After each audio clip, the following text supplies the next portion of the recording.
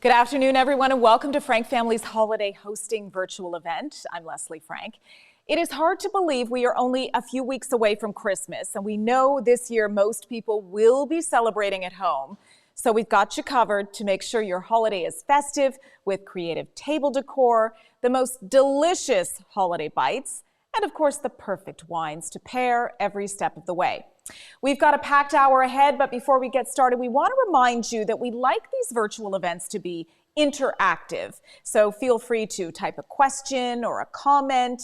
And we will be asking 3 trivia questions this hour, and the winners will receive a gift card to use on the Frank Family Vineyards website for your purchase of any wine or merchandise. So you're going to want to pay attention for this one. All right, joining us today, we'd like to welcome back to our Frank Family virtual events, Napa Chef and Sommelier Christina Machamer, who is going to show us how she prepares a few of her favorite holiday hors d'oeuvres, and I will say a few of my favorites as well. Hi, Christina, welcome. Thank you. We also have Frank Family's Director of Hospitality, Gearity, here to walk us through our holiday wine selection and give us some tips on proper glassware. Welcome, Liam. Thank you. Welcome.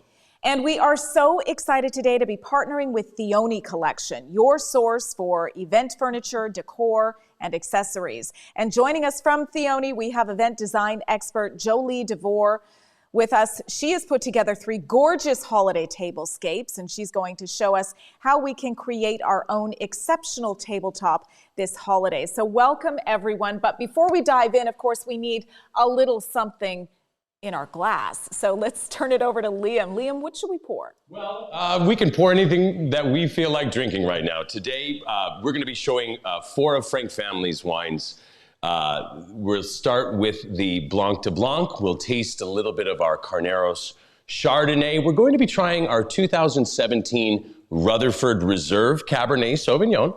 And then finally, we'll be enjoying something sweet and something fun, especially around the holiday times, which is our dessert wine, Late Harvest Chardonnay. I've started with a little bit of sparkling wine, the Blanc de Blanc, and I'll say cheers to everyone watching at home. This has been such a journey for us here, doing our virtual tastings and sharing our wines with you, and it's been a wonderful journey for me. So cheers to everyone. Blanc de Blanc, if you're not familiar with this wine, white of white, all Chardonnay from our Carneros vineyard. Classic method champenoise, meaning that the wine is bottle fermented. Fermentation in the bottle, the champagne way, traps that naturally occurring carbon dioxide, which in effect creates that effervescence. As we taste and talk today, I'm also going to be talking a little bit about the stems that we use and how we showcase the wine best with that glass choice that we make. We'll do that throughout the tasting with all 4 of the wines.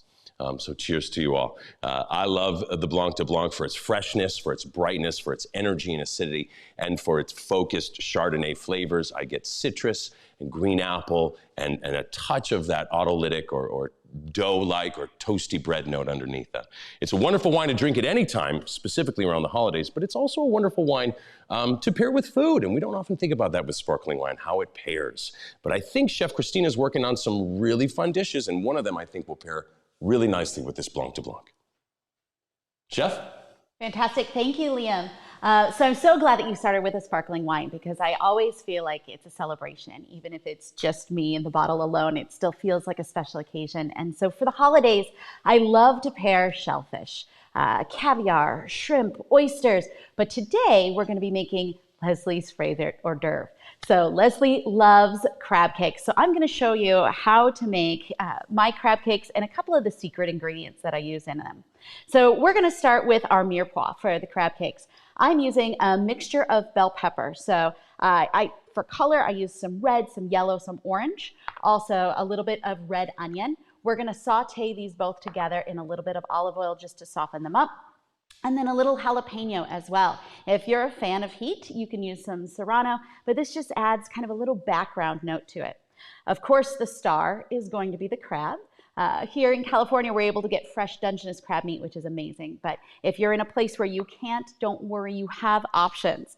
I found this product the other day at the store. It's a canned product, and I chose to use a combination of both a lump and also a claw. So the claw meat, you're going to get these nice kind of big sections, which look really sexy inside of a crab cake. And then the lump adds kind of, I don't want to say the filler, but it adds a little more of the crab flavor. You may see out there a product called jumbo lump. It's a lot more expensive and not necessary, because as we mix the crab cake, we're going to break that up. Then to that, we're going to add some aromatics. So I've got some fresh herbs for you. I like to use softer herbs. And when saying that, think about the stem of the herb. So like parsley or cilantro, tarragon, chervil, those are all going to be softer herbs. Today we're using parsley, cilantro, and chive. Then we're going to add some spices to it. The number one thing that I think you need in a crab cake is Old Bay seasoning. I tend to be a little traditional. Then I add, and these are kind of secret ingredients, a pinch of ground ginger and ground mustard. Those are going to add a little bit of balance to the binder ingredients. I add a little bit of garlic salt, and then of course, because we want a little more heat, some cayenne pepper. We're going to use 3 different things to bind the crab cakes together. So if you saw our turkey demo, you know I'm a big fan of mayonnaise. We're going to use just a little bit of mayonnaise. We're going to use some egg, and then one of my secret ingredients today, you've probably seen these, you might have them in your cupboard, Ritz or butter crackers. So this we're going to grind up in a food processor. That's going to go into our filling, and it's going to be our coating as well. So I'm going to get that done. I'm going to saute these peppers and these onions. And Liam, I hear you're going to talk to us about glassware. Yeah, so sparkling wines, thank you, Chef. And I'm so excited for this great food. You always make the best food when you do these demos with us. Sparkling wine, champagnes, probably have the most recognizable glass, and it's this stem right here. And this is such a classic glass, and just holding it, you feel already just that hint of celebration. This is a long way removed from the old style champagne glass, kind of the party glass from, kind of made famous in the roaring 20s, that coupe glass where the glass or the bowl opened up really widely. We've kind of gone the other way with this glass because it's really focused, very tall and very slender. Sparkling wines are about effervescence. They're about freshness and the brightness of that carbonation. That's why we reach for them, for those wonderful bubbles and how they make us feel and how they dance across the palate and how they lift and highlight those wonderful flavors of the wine. This long and narrow stem is going to be the best glass to use to really embrace the effervescence of the sparkling wine. What it doesn't allow for, though, is a lot of air to come into the glass and a lot of oxidation of the wine. When we pour a glass of wine, oxygen in the air bonds to and adjusts some of the chemical compounds in wine, which essentially oxidizes the wine and releases aromas. The second glass that I've got for our sparkling wine is something that we're really fond of using in the tasting room, which is a tulip glass. And with the tulip glass, you get a slightly larger bowl, and you don't fill it all the way to the top like you're traditionally doing with this tall and slender flute. What this allows for is for some air to come into the glass, some air to mingle against the wine, and for a little bit of an opening up and a releasing of those wonderful aromatics. It also allows for a slight dissipation of the bubbles. I love sparkling wines. But I like it when some of that effervescence can run its course and run its path through the wine, so that when I'm enjoying it, those bubbles do just feel a little bit softer. Now with a wine like Blanc de Blanc, and I think with all of Todd's sparkling wines, they really are wines first, and there's a lot of care and a lot of attention and a lot of quality to the winemaking component of the wine, which means that there's a wonderful array of flavors and nuances that deserve to be able to come out and play. And so for a great champagne or a great sparkling wine, yeah, I'm fond of using this broader, slightly larger bowled tulip sparkling wine glass to let those aromas and flavors come out. Yeah. The sparkling wine looks beautiful in that glass, and the glasses look beautiful on a holiday table. And we have a special guest here today. Joli DeVore is with Theoni Collection, and she has a few examples of how we can create at home the perfect holiday table. Joli, you've got a modern table, a traditional table, and a rustic table. Take it away. Show us what you're going to start with. Yes, so we have our modern table set up here. I'll give you a little background on Theoni Collection. So we are a lifestyle rental company. We're based right here in Napa. We have a few showrooms in Northern California and a few in Southern California, and we service all of California and beyond. We were founded about 5 years ago, and our owner and founder, Betsy Stone, has been in the industry for about 35 plus years, and she's owned a few different rental companies, so she knows her way around the rental world. So Theoni, we offer pretty much everything you can imagine. We've got chairs, we have tables, we have lounge furniture, bars, we have heaters if you have an outdoor event, as well as all kinds of tabletop pieces. So we have dishes, flatware, glassware, the whole thing. So on this table here, we decided to utilize the table that actually resides here in the barn and just bring in our chairs and our tabletop pieces. So very similar to what a lot of us will be doing for the holidays, utilizing our home dining table and bringing in some elements to kind of shake it up and make it a little bit more festive. So on this table, we went for a modern look, and you want to think about modern. The way I would describe it is clean lines, very neutral colors, very low profile. So when you're building a table, you really want to start kind of like from the ground up. So I usually start with the charger, which is the largest plate table here. This guy we actually created to coincide with the Heath Ceramics collection. You'll see on the table that's a sage color. Kind of a fun, non-traditional play on, the traditional Christmas colors. We wanted to get some green on the table.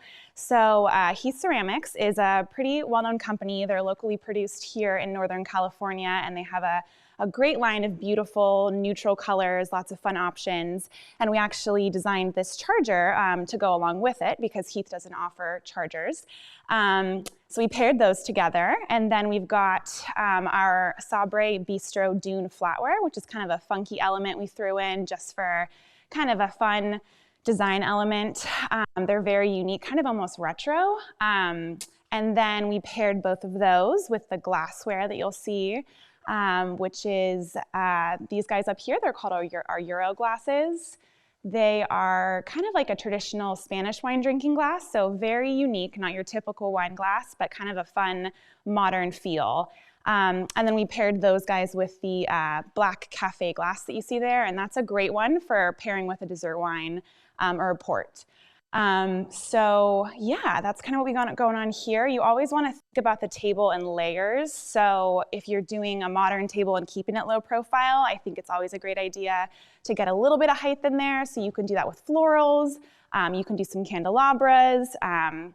You can kind of have fun with it. And then lastly, we've got our napkin here. So we actually recently launched napkins. And this one we decided to tie in a knot for kind of a casual, fun feel here. This is our Nantucket collection, which is a fun stripe collection, and it's 100% French linen.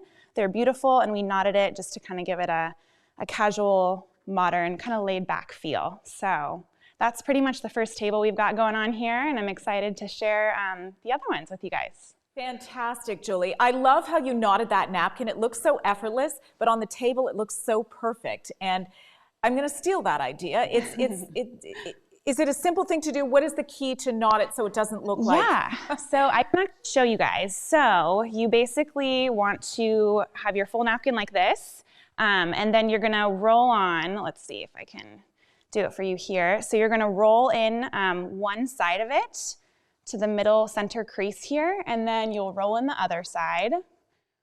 So I'll lift it up here and show you guys. So you have it kind of just everything's rolled into the middle there.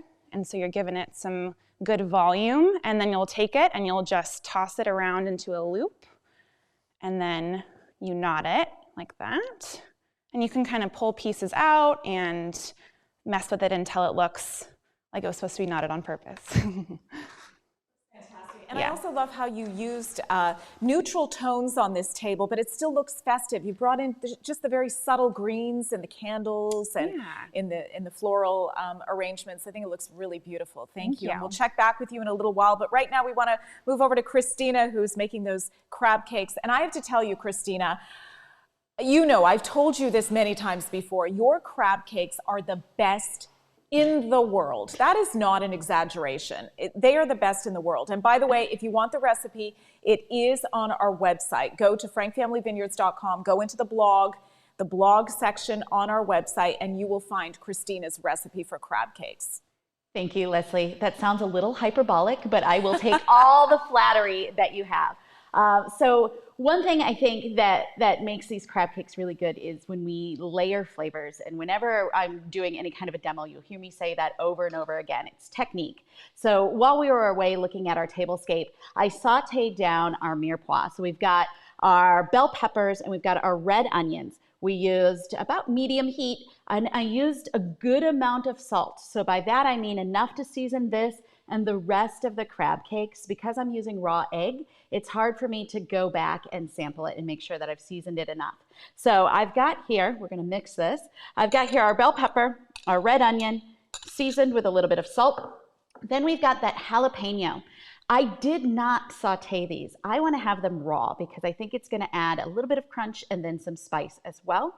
If you're not that big of a fan of spice, you can go ahead and saute them. The heat will help that spice to dissipate a little bit in the final product. So I'm going to add that. Then we've got our herb mixture. So today I said any kind of soft herb, meaning that the stem is soft. We're using cilantro, a little bit of parsley and chive. I love cilantro. So usually I'll use 2 parts cilantro, 1 part of every other herb. Then of course the most important ingredient, which is the crab. And again, we're using 2 different kinds here. Here in California, we can oftentimes find fresh Dungeness crab. Today I'm showing you a product that you can probably find at any supermarket. We're using both a combination of the claw meat, that's to add those big lumps, kind of a sexy appearance, and then we're also using some lump crab. One thing that I think is important to mention about crab, it goes bad really fast. So when you buy it, you want to keep it refrigerated. When you make these crab cakes, if they're already cooked, you can have them in the refrigerator for about 4 days. Other than that, keep them in the freezer. So one tip with this, I know there's a lot involved, a lot of different ingredients. You can make this up to 2 weeks ahead of your gathering. Form your crab cakes. Keep them in the freezer. Now, don't tell Leslie that, right? You have to make them fresh. Keep them in the freezer, and then you can just pull them out and finish cooking them for your gathering, which will make things a lot easier. So I'm going to add in the crab meat. We've got our spice mixture. So I mixed that all together. The Old Bay, I think, is the most important. So I'm going to use 2 parts of Old Bay. Then I like to add a little bit of cayenne for a little bit more spice. You can also use some paprika. I added in some garlic salt, and then that ground ginger and the ground mustard, just a pinch of both of those. And those will really lift, it kind of adds like an acidic lift to the entire flavor profile. Then we've got our binder ingredients. We add our egg, and then I've got the secret ingredient, Ritz crackers. So these I just ground up very fine inside of a food processor. If you don't have a food processor, a rolling pin and a Ziploc bag will work really well. If you have kids, give it to them. It'll keep them occupied for a while. I use, as you may know, Ritz crackers in a lot of recipes because they taste good. Panko breadcrumbs, not good. Ritz crackers, delicious. And that's going to carry through into the final flavor profile. And then next, as you know, my other secret ingredient seems to be mayonnaise. So I'm going to add that into our bowl. When you're mixing this, you can use a spoon. I like to use my hands. You want to be really delicate when mixing your crab cake. Otherwise, you can break up those beautiful claw lumps that we have. So I'm going to get this mixed up for you here. And you really want it to come together. So when I'm mixing this, I want to look at, kind of like making fresh pasta, I want to look at the consistency, right? So I don't want it to be too moist, but I don't want it to be dry and crumbly. You'll know you have it correct if you could just kind of squeeze it and it comes together in a kind of a coagulated ball. That's how we're going to form our cake. So now that we have this mixed, we've got our other important equipment, biscuit cutters. If you don't have a set of biscuit cutters, you should get them. I use them for everything. So you can use them as a ring mold when you're plating things to make things look elegant. I'm going to use them to shape our crab cakes today. You can use them to cut out fresh pasta if you're going to make ravioli. I love biscuit cutters. So I'm going to do a couple different shapes today for you because these are going to be appetizers. If this were an entree, I would use the big one. But today I'm going to use this smaller biscuit cutter, which kind of looks like a tater tot. And I think it's kind of a fun shape when you're entertaining. And then we're also going to use a size slightly bigger, and that's going to be more of a classic appetizer. So I'm going to put these together for you very quickly. After I have them shaped, I'm going to put them in the freezer for about 15 minutes. That's going to help them to come together as I bread them so they don't break apart. So in the meantime, Liam, I hear you have more wine for us. Yeah, thank you. I love that tip about putting it in the freezer for 15 minutes because I've tried to make crab cakes and exactly that. When I cook them, they just fell apart in the pan. So thank you for that great tip.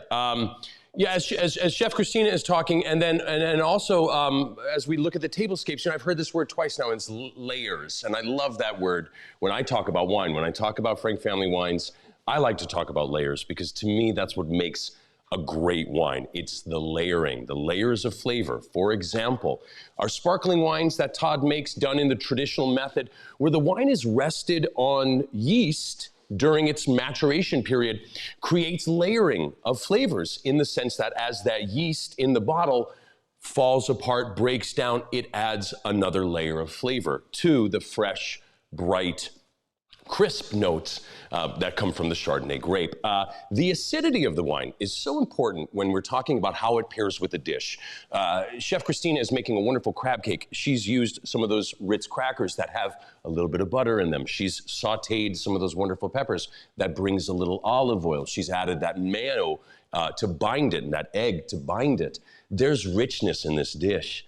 And as we look at pairings between wine and food, we want the wine's brightness, energy of acidity to be that point of juxtaposition against the richness of the dish. So I think a sparkling wine in this vein of Blanc de Blanc with its bright and vibrant acidity and clean, fresh, focused flavors is going to be a wonderful foil to that savory richness of that crab cake. Also, I think this Chardonnay would be great. We're also looking at Frank Family's Carneros Chardonnay from the 2018 vintage. Barrel aged, which gives it a bit of, again, layering, softening some of that acidity just a touch, but then allowing for those wonderful oak notes, that hint of vanilla, that touch of creaminess to come in and complement the Chardonnay fruit, creating that wonderful layering expression. I think both of these wines are wonderful to start the evening with your family, with your loved ones on the holiday, and wonderful partners to the appetizers being prepared. I think we're at that point where it's time to ask a trivia question. And if you've been listening closely to Liam, then you'll know the answer to this question. Our first trivia question, and again, the first person to answer correctly in the chat section will win a $100 gift card to use on the Frank Family Vineyards website towards a purchase of your favorite Frank Family wine or merchandise. All right, here we go. What is the name of the old school wide champagne glass commonly associated with the 1920s? First person to answer correctly. Oh boy, oh, here we go. It is, wait, I gotta go back here. You people are all too fast for me. Okay, Aaron Luckett. Aaron, hi Aaron. Aaron is one of our devoted Frank Family fans, and she tunes into pretty much all of our virtual events. You may have missed one or two that I've noticed, Aaron, but I know that you're also a big fan of Chef Christina, you and Krista Carberry and Liz McQuiston, because you have been out here and Chef has cooked for you and you have tasted the crab cakes. So you know I am not exaggerating when I say they are the best crab cake. So congratulations to Aaron Luckett, $100. And I'm sure that comes at a nice time of the year, holidays, to purchase something as a gift or a great holiday wine for yourself. All right, let's check in with Joli DeVore from Theoni Collection. Joli, you showed us your take on a modern table, which I think is pretty fabulous because it kind of ties in a little bit of modern, but a little bit of farm table rustic too. It doesn't all have to be one or the other. And definitely. What do you have for us now? Yeah, so a lot of our pieces are really cohesive. We've got kind of a lot of designs that are kind of across the board. So you can really go really modern or you can mix and match. So this table here, we set it up as a traditional kind of classic feel. So we brought in our own table for this one. This is our Fitzgerald table. It's just like a beautiful glass top with a brass base. So very kind of chic and simple. And that's our Gramercy chairs. And these chairs are really iconic to Theoni's brand. When we launched the company 5 years ago, we launched these chairs in tons of different colors, and they're really what we're kind of known for. So you can take a peek at this table. We've got just a basic, a simple Haviland Lexington white charger here. It has a beautiful gold rim, so kind of just a little touch of gold there. And then placed on top, you'll see, is our Richard Ginori Oro d'Adocchia plate. This is new to our collection for this year. We chose the color emerald to, again, kind of incorporate some green. And we paired that with our hem stitch emerald napkin that we actually designed to match that color perfectly. So we have this plate in the emerald. We also have it in a magenta, kind of a berry color. So great options if you want to kind of nod to those traditional holiday colors. And then we paired those guys with our Stile Gold flatware. It's very simple and chic, really beautiful. And then with those, we paired, we did a little fun goblet here. So you'll see there's a touch of kind of teal and emerald in there. So one of my biggest recommendations for your holiday table is to, if you can do a charger, I would do a charger. Or if you're trying to bump up things that you have at home, I would do glassware. So it's always fun to get a colorful goblet on the table. You can use it for wine, you can use it for a beverage glass, for water, whatever you like. So this is our Fiori goblet in seafoam. And then we kind of added some votives to kind of play off of that color in there. So adding color that way is always a great way to do it. Adding candles to the table is also one of the best things you can do to kind of just shift the mood of your entire dinner. So we always recommend that. A quick thing that I'll go over with you guys as far as setting the table. So forks are always on the left, knife and spoons always on the right, and you're always going to work your way in. So you'll start from the outside in as you're eating, so you can always kind of note that. And then as far as placement goes, for your dessert spoons and your butter knives, they're always going to be facing the left because you'll pull them down just as you would use the knives and spoons on your right-hand side. So a little tip there. And I can show you how I did this napkin fold as well. It's pretty simple. So so this is our new hem stitch collection. It's beautiful. It's really fun. We've got 26 different colors. So this one, you just take the square here, you fold it in half, and then you fold it in half again. And then I just wrapped it around the charger. Then you set that down, and then you can place your dinner plate right on top, and then it's just a hint of color on the napkin there. So that's kind of a fun, different option for you guys. And just a little pop of color there. That's fantastic. And what's interesting is I've noticed, and we'll get to your third table coming up shortly, but I've noticed, Jolie, that you haven't used a lot of linens on your table, aside from the napkins. You're not using placemats, you're not using runners. You're really making use of your glassware, your votives, your florals. Yes, definitely. So we kind of wanted the table to shine more. We also just recently launched linens for the first time, so we are now just offering napkins, which is very exciting. We wanted to include the napkins on the table, but we kind of wanted to play up all the other elements you would bring in. So the votives, the glassware, the dishes, and kind of decorate the table that way. Just kind of showing you at home, if you don't have a linen and you're working with your own dining table, you can really transform the look of your table with dishware and glasses. And the other thing that I really think is interesting here, and I sort of touched on it before, but you've got a more modern table and modern chairs, but your tablescape and your plates are actually a little more on the traditional side. But we don't have to really, focus on one sort of style. We can combine a few styles and really make it work. Definitely. I think as long as the pieces are cohesive, so you can see here that, there's gold on the chair, the dishes are lined with gold, we have our gold flatware, and then the glasses here, our Lennox timeless glasses, they have a gold rim. So, the pieces are all very unique, but together you see the pieces of gold and it kind of ties together nicely when you're looking at it. So, All right. Fantastic. Thank you, Jolie. It's time to check back with Christina Machamer and see how those crab cakes are coming. Fantastic. Thank you, Leslie. So what you missed while we were learning about tablescaping, we had those crab cakes in the freezer, took them out. We breaded them again in those Ritz crackers. And then when I go to finish them, if you have a deep fryer at home, you can deep fry them at 350 degrees until they're golden brown. If you don't, no problem, pan fry them. I tend to use canola oil for any of these applications, and it's because it has a higher smoke point, meaning it won't burn. So a little canola oil, about medium-high heat till it gets golden brown on either side. That's enough because we're doing appetizers today. If I were doing larger crab cakes for an entree, I just finish them in a 350 degree oven for about 10 minutes because they're a little bit larger. So one thing that I like to include with my crab cakes is a pseudo aioli. So a real aioli uses egg yolks and breadcrumbs, and I'm cutting a little corner and making this easy on us today. So I made a pseudo aioli with mayonnaise, a pinch of salt, and some sriracha or any kind of hot sauce that you might have in your refrigerator. I like a little heat, as you've probably noticed, with my crab cakes, but you can use any combination of flavors that you have or that you enjoy. So a little lemon zest and some cracked black pepper, or a little cayenne and some lime zest to make a chili lime. Really kind of have fun with it.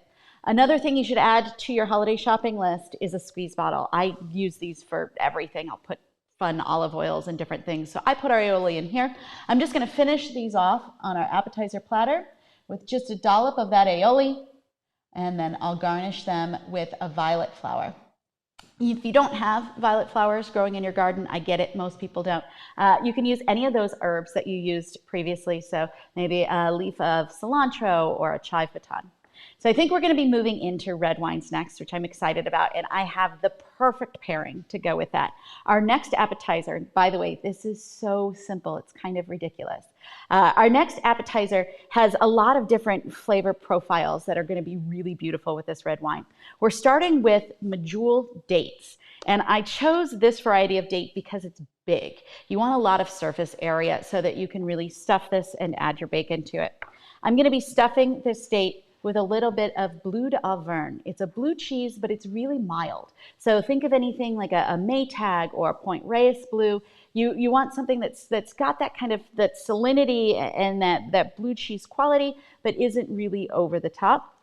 And then I'm gonna be wrapping them in a little bit of bacon. So you're gonna get some salty and some smoke. So you've got a lot of different flavor profiles to go with the wine that Liam is gonna introduce. Thanks. So we're going to talk a little bit about the red wine and the red wine glasses. And what I have in front of me are 4 glasses that are more similar than different. But it is in the small things that makes that choice of stemware work so well. We have an all-purpose red burgundy glass, an all-purpose white burgundy glass, a Bordeaux glass, and then a tall Bordeaux glass, or what's sometimes called a Cabernet-specific glass.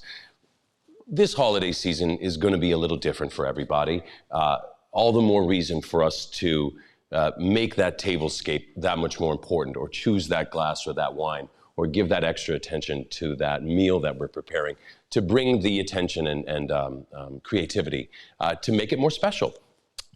With the 2 Chardonnays, or the 2 glasses for Chardonnay, I just want to talk a little bit about aromatics and temperature. Chardonnays are typically served in a more bulbous bowl, a little wider, a little shorter than the Cabernet glass. And what this allows is it allows more air in. I'm using a Pinot Noir glass first, which is actually what we do at the tasting room, because we want to showcase these wines and all of their aromatic complexity. That very large, almost fishbowl-like body of the bowl lets for a lot of air in, which again just helps release and swirl some of those aromatics. A glass like this also is essentially a miniature decanter, in the sense that as we swirl the wine, we're exposing more of that wine to the air, which only amplifies that unfurling and opening up of the aromas and flavors.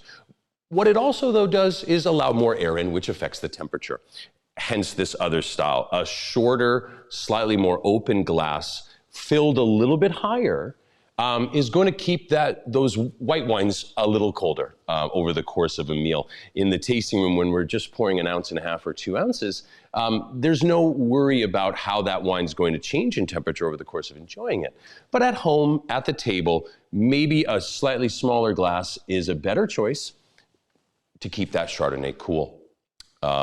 In our red wines, we're going to be tasting a fun wine today, which is the 2017 Rutherford Reserve. All throughout the spring, summer, and fall, we've been showcasing some of our very special estate wines and reserve wines from the collection at the winery. But today we wanted to share wines that are a little bit more readily available in your neck of the woods, in your home where you live. Todd Graff is able to make a wonderful wine that we call the RHF, a special Cabernet Sauvignon that highlights the fruit from our Winston Hill vineyard, as well as our Valley Floor Benjamin vineyard. Todd makes a very similar wine that's also sometimes referred to as the Rutherford Neighbors Collection wine. We have great relationships with a number of growers who work as our neighbors here in Rutherford. And this wine called Rutherford Reserve takes its cue from those neighbors. We use a little bit of fruit from Beckstoffer's George III vineyard. We use a little fruit from a neighbor to our north called the Terraces vineyard. And that plus and combination with our estate fruit from Winston Hill and Benjamin creates a wonderfully rich and dynamic Cabernet Sauvignon that we share with our guests at their favorite restaurants and at their country clubs and even at their high-end wine shops in their homes, in their towns. Liam, I have a question from Deb Wills, and I think you pretty much answered it. And she wants to know, what is the difference between the RHF and the Rutherford Reserve? And the difference is, Deb, that the RHF stands for Richard Harvey Frank, and it also stands for my husband and founder of Frank Family, and it also stands for Rutherford Hillside and Floor, the two vineyards where those grapes come from, one being the Winston Hill vineyard, our estate vineyard, the other being our Benjamin vineyard, which is another of the Frank Family properties. So those two Frank Family owned properties are where the grapes are sourced for that particular wine, the RHF. The Rutherford Reserve, which Liam was explaining today, has more of our neighbors' influence as well. The George III, Terraces Vineyard. We have long-term contracts. It has some of our own fruit as well, but it's long-term contracts. So it's more of what we like to call the neighbors blend. So that's really the difference is the vineyard sourcing, but all from Rutherford. All right. I think it's time for another trivia question and another chance to give away a $100 gift card to the first person to answer the question correctly. Yes, Rich is in the background directing. What would you like? People are quick, but the questions are more. He's saying that the audience is all too quick. But we've made these questions, I think, a little more challenging. We'll see. All right, the next question is, which way should you face your dessert spoon and butter knife? First person to answer correctly in the chat section. Yes, okay. And I'm telling you, our viewers are so smart because this just lights up. All right, Barbara Garrett. The answer is to the left. And Barbara, you're the first person to answer correctly. So congratulations. Our marketing department will reach out to you to make sure that you get that $100 gift card. All right, Christina, we want to check back in with you to see what's cooking. Fantastic. Thank you, Leslie. So we're going to be assembling our bacon wrap dates today. So we have the medjool dates, and dates have a pit in the middle that kind of looks like a pecan. So we're going to want to pull that out. So just a quick slit down the side of your date. Then you can open it up and find the pit.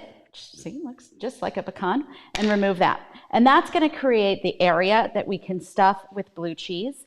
I like using blue cheese for this because you've got that really concentrated salinity to match with the sweetness of the date. Now, let's say you're not a blue cheese fan. You can use a different cheese like a goat cheese or even a Boursin cheese would be lovely inside. So after we open up all of our dates, we're going to go ahead and add the blue cheese. And while we were doing that trivia question, I diced some of the cheese. If it's too soft, you can pop this into the refrigerator or the freezer, and that'll help to harden it. You don't have to do a perfect dice because nobody's going to see what it looks like. So inside the cavity, we add the blue cheese, close it back up. Told you this was going to be really, really simple. These can also be done a couple of days ahead of time if you want to get ahead for any events that you might be having. So after the blue cheese is in there, now we're going to wrap it in the bacon, which is the most important ingredient. I'm using a thinner sliced bacon, which I think works better for this recipe because we want to get the bacon cooked all the way in the oven. And if it's thicker, sometimes your cheese will start to melt and come out before the bacon is cooked. So really easy. We just wrap the date in the bacon. And then in order to keep it stay put, we have these bamboo skewers. So I'm going to make a couple more of these appetizers, and then I'm going to pop them into the oven about 400 degrees for 15 minutes until the bacon is crispy and golden brown. Christina, Andrew Lamb has a question. He wants to know if there is a substitute for bacon to wrap around the date. A substitute for bacon, you can definitely use turkey bacon. Aside from that, I don't know of one. The bacon for me is what really pulls this appetizer together with a red wine. So you can definitely do it without the bacon. And in that case, I would recommend pairing it with a port because the flavors of the date and the blue cheese are going to be really beautiful. All right. I had a couple questions about the crab cake as well. And it's so funny because I love mayonnaise and I know that you love mayonnaise, Chef. And I'm not sure if Rich was aware that you used mayonnaise in the crab cake. He knows now because he always claims he doesn't like mayonnaise, but I always sneak it on his sandwich and, you know, I put it into other things too. But I had a couple of people ask if there is a substitute for mayonnaise for the crab cakes. You could use a vegan mayonnaise if you want.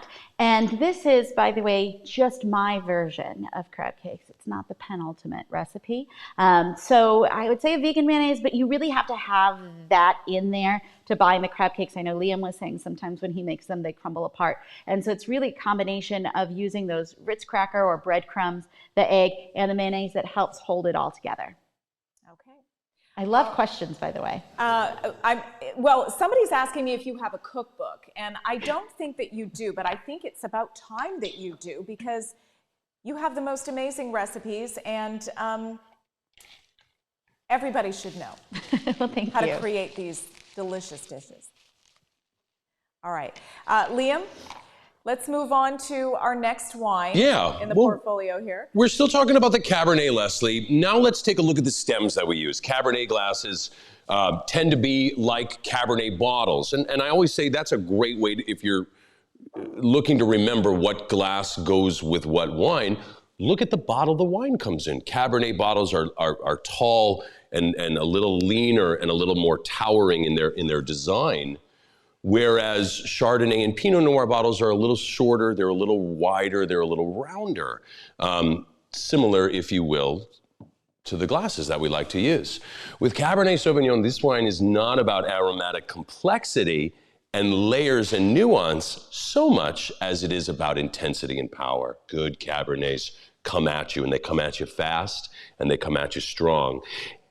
And Cabernet typically has a little bit more alcohol. Okay, so alcohol can be tricky because it can get in the way of your ability to really enjoy those various components of aroma. So with a Cabernet Sauvignon, I like a glass that stands a little taller and gives a little bit more space between where the wine ends and where the glass ends to let some of that ethanol alcohol kind of vaporize, just escape out so we can enjoy the flavors a little bit more. You'll also notice that the way the glass ends, kind of the slope of it as it leads from the bowl to the rim, is a little bit more closing up with the Pinot Noir glass, whereas it's a little bit straighter delivery with the Cabernet glass. This is actually going to affect how the wine lands on your palate. With this more concave and closed up rim glass, it's going to drop the wine right on the front of the palate and really let those fruit notes kind of start the flavor profile of the wine. And then the wine moves from front to back across the palate, kind of revealing and unfurling itself. Think about, if you will, like a skateboard going on a ramp. How does that ramp leave and how does that skateboard travel? With the Burgundy glass, it drops that wine right on the tip of your palate.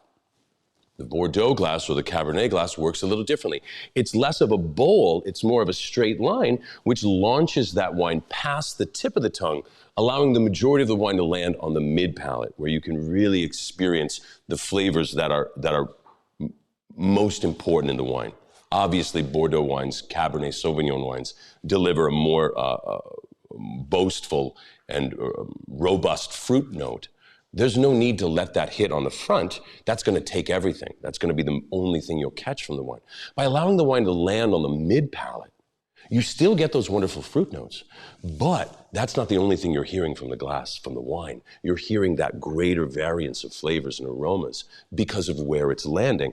And the shape of the glass does that. So a taller, more slender and focused glass delivers the wine to the most optimum place for it to land on the palate to experience that full array of flavors. Think about the bottle when you think about the glass. Tall and lean, choose a glass that matches it. A little shorter, a little rounder, choose the glass that matches it. Now with our Cabernet Sauvignon Rutherford Reserve, again, we're using all Rutherford fruits, some from our Winston Hill and Benjamin vineyards, some from Beckstoffer's George III vineyard, and a couple other neighbors that Todd's been working with a long time. But what we have in the soul of this wine is a lot of power, a lot of focus, a lot of brilliance, and a lot of structure. This is a more structured expression of Cabernet than our Napa Cab, its partner. And in that structure, what I mean is it's a little more tannic, it's a little firmer, it's a little more tense with its acidity. What Chef Christina is preparing is, again, like we saw in our crab cake, a dish that was rich with flavor.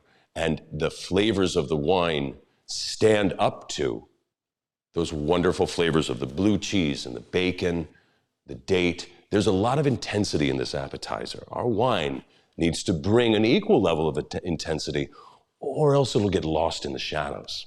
Great Cabernet brings that to the table.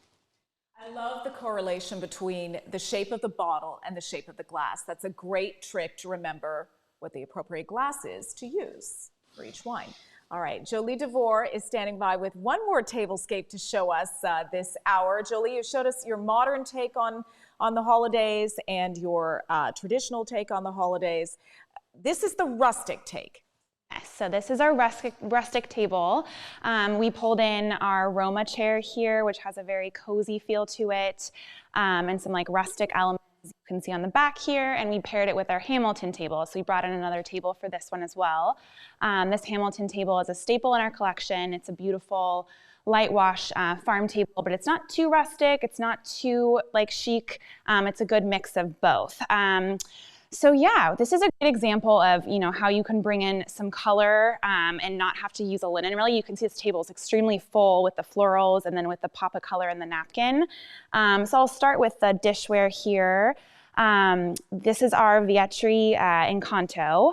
It comes in a few different patterns. It's a really fun collection because there's the lace charger you can see here, and then the dinner plate above that is going to be the stripe pattern. And then we've got the salad plate in a little bowl here. So if you have a soup or ice cream for desserts, any kind of dessert that you need a bowl for, that's a great one. It's one of my favorite bowls in our collection. And then another thing I like to point out about this dishware is that the bread plates actually come in 4 different patterns. So it's kind of fun. You just get the full set and there's just 4 different ones. You can kind of mix and match around the table, and it's a fun little element just to spice up the look of the table. So we stayed pretty neutral with the dishware. We brought in our Charleston flatware here that is actually designed in-house by Theoni, so you could only rent it from Theoni, which is really fun. It's new to our collection this year, and it's a really beautiful one to add a touch of shimmer to the table. And then to the left here, you'll see we have our berry napkin. This is our Montecito collection. This is, like I said, all of our napkins are the 100% French linen, and this is a really beautiful textured one. It kind of picks up a little bit of a wrinkle to it, and it's very malleable, so you can do different folds. You can use a napkin ring, which is one of our favorite things to do. We have an extensive napkin ring collection, which is really fun. And this one is one of my favorites because it also serves as a little place card holder. So if you want to add that element to your table and set cards for everyone, that is also a fun way just to spice up the table.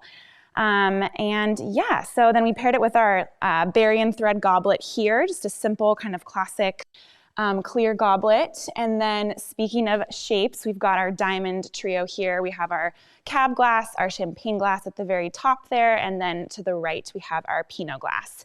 And you can, design these based on what wines you're planning to drink with dinner. And then to tie everything in, we included some of our berry and thread votives here, and we also have the larger ones on the table to kind of add some height. So like I said, you always want to look at the table and kind of bring more dimension to it. You don't want to have a flat table. You want to kind of do different heights. So, there's a great main central point when you're looking at the table. You can see the florals and the candles, and yeah, so that's kind of what we did for this one. It has a very winter wonderland, wintry feel to it.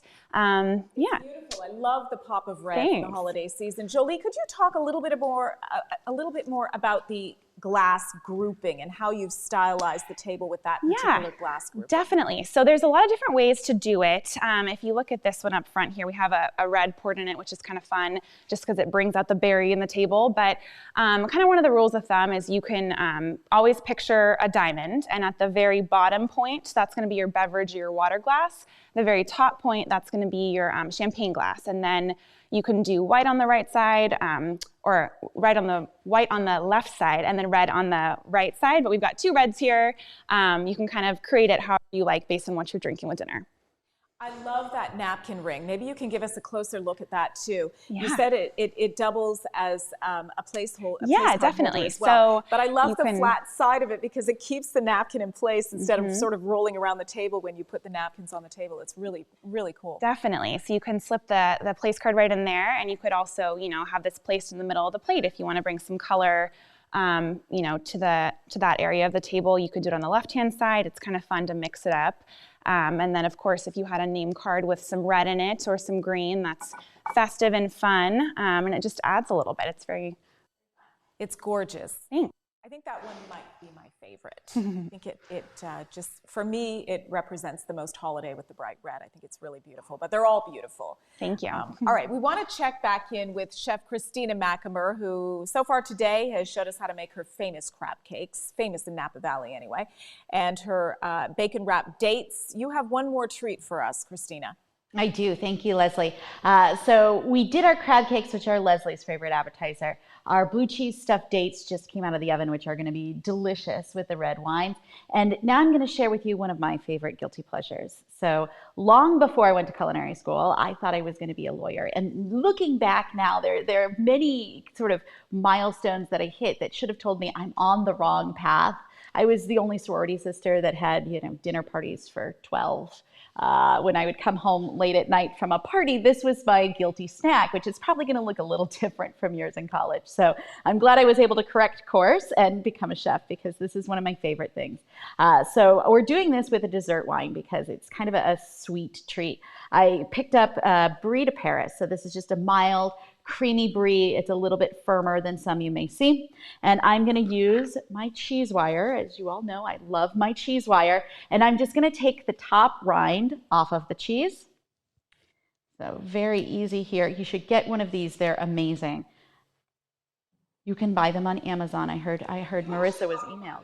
It's changed my world, I have to tell you. Because it makes it so easy to use. It's so easy. So the top of the cheese just comes right off.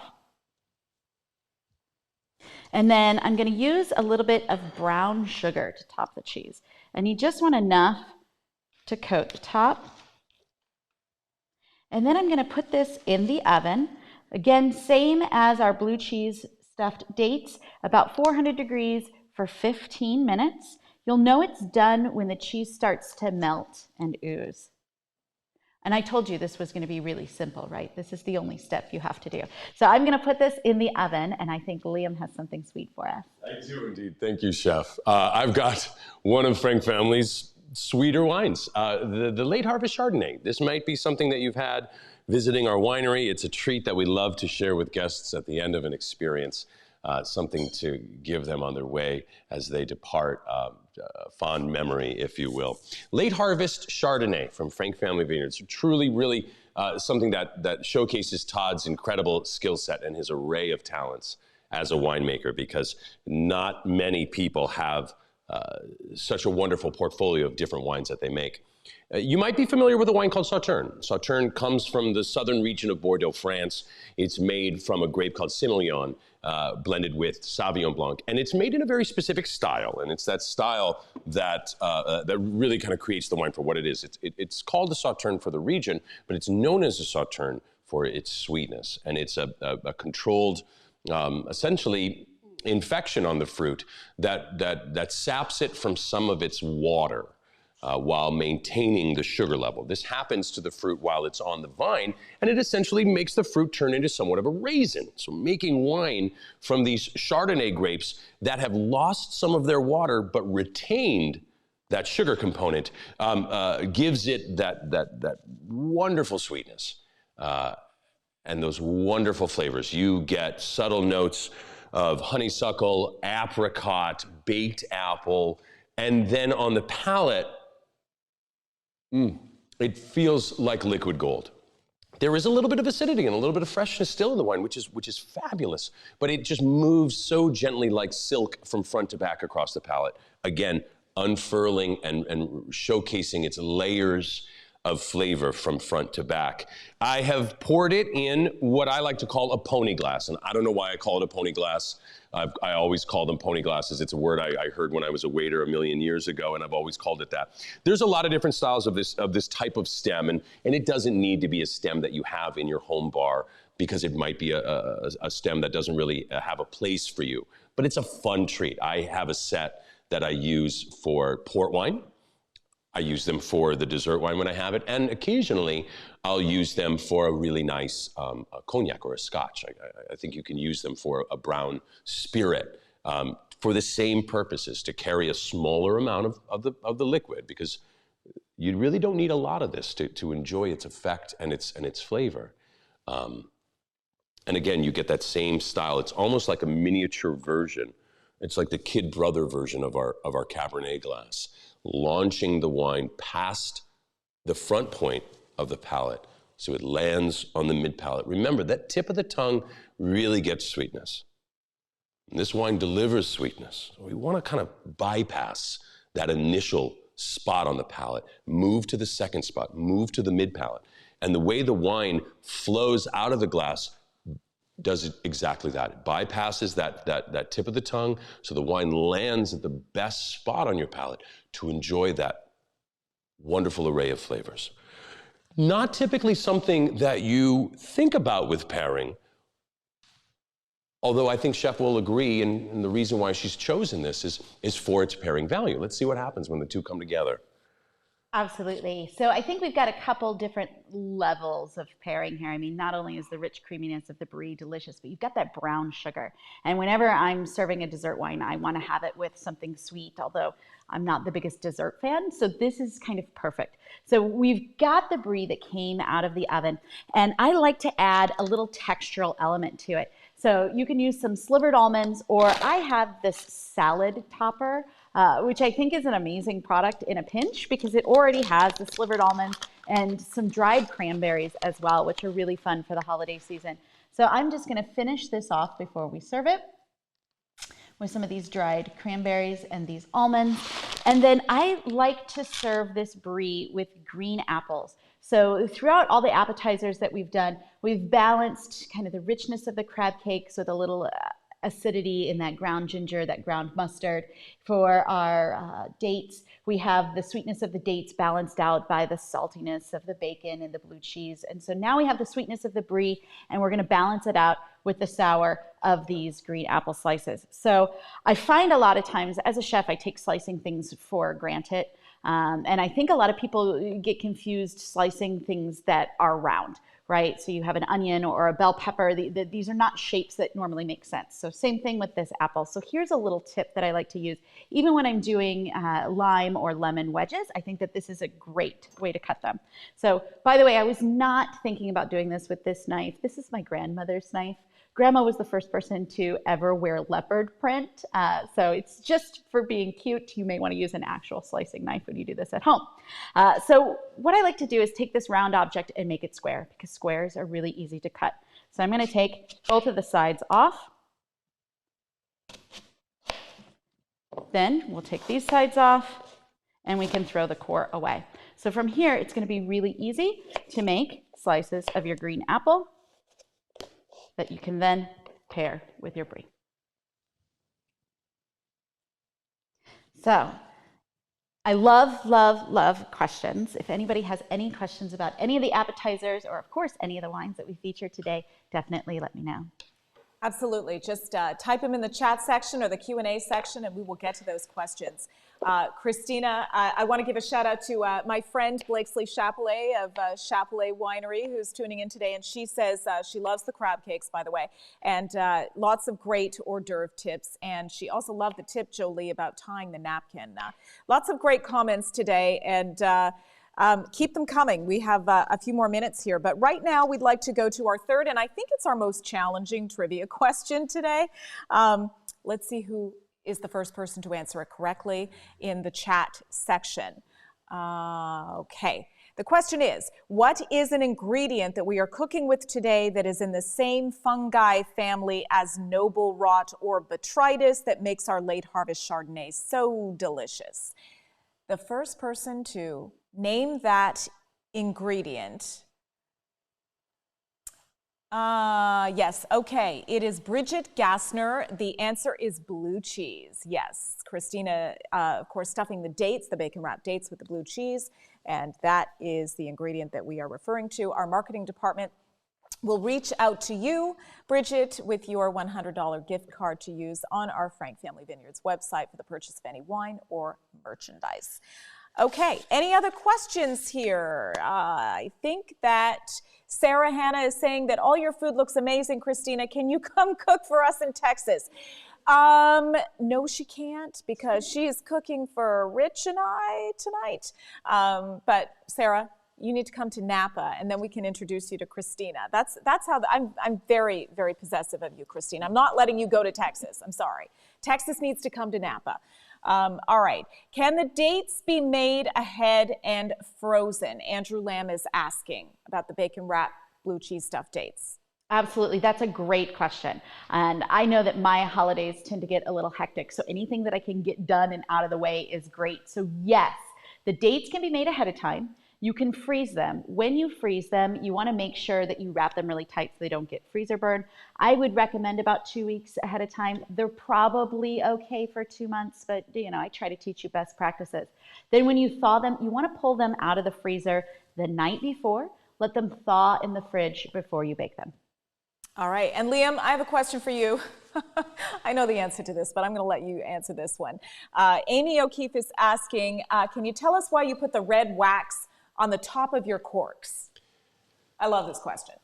Sure. Yeah. So what Amy's referencing is that a small dollop of wax goes on top of every cork for our reserve wines. It's not featured on the Napa tier, the classic tier wines. Those have a traditional foil, but for the reserve wines, yeah, we put a little dollop of wax. And these reserve wines, the Rutherford Cabernet, this is a fabulous wine, and a wine that has great potential for longevity in the cellar if you were so inclined to lay that wine down.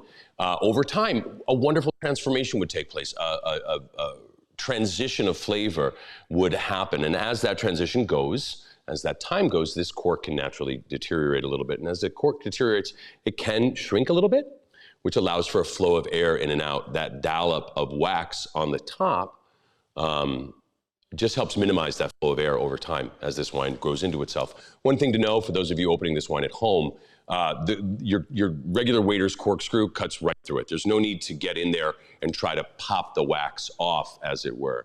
The corkscrew can go right through it, right into the cork, and take the bottle out clean as anything.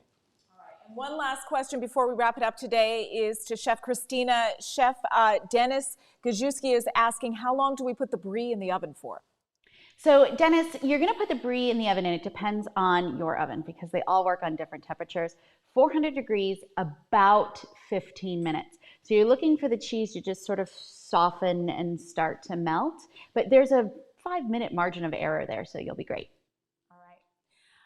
That's our time for today. Thanks to all of you who tuned in for our holiday virtual tasting as we look forward to the close of 2020. It's been a rough year, but we're looking ahead to 2021. We have a lot to look forward to, but we do need to look forward to the holidays too. It's a time to really reflect on the important things in life and family, and well, that really is the important thing in life, isn't it? So happy holidays to all of you. Thank you for tuning in today. A special thanks to Chef Christina Machamer, Liam Gearity, our Director of Hospitality, thank you, and Joli DeVore with Theoni Collection. Thank you for your 3 beautiful tablescapes. You gave me some great ideas and some great tips for our viewers out there today.